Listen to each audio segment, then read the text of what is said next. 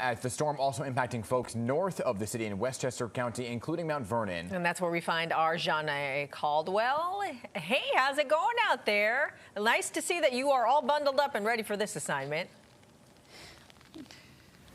Of course. Well, we are here in Mount Vernon, and the snow is coming down heavy. Now, right now, we're on Elm Avenue, and just to give you a live look at just how much snow has fallen so far, just take a look at this fire hydrant behind me. You can see the snow is already piled up about halfway up its height, and I want to give you a live look at the road conditions as well. Now, a snowplow just passed through here moments ago, plowing a lot of that snow and also laying some salt on the road as well. Now, overall travel conditions are difficult, especially on residential streets, and drivers should expect slippery surfaces and reduced traction. Now, while some main roads have been plowed, we did encounter several side streets and even portions of the highway where there is still heavy packed snow. And despite the snowstorm, we did come across one local resident who braved the conditions to make a run to the store, picking up a couple cases of beer to get him through the next few days as he hunkers down at home.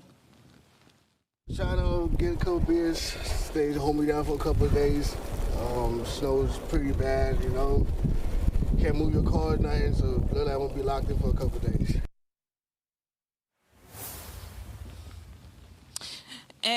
While we were driving around, we did encounter some cars that were stranded on the side of the road. So that really just gives you an idea of how difficult it is to drive in these conditions. So, of course, if you don't absolutely need to be out here in these conditions, it is best to stay home.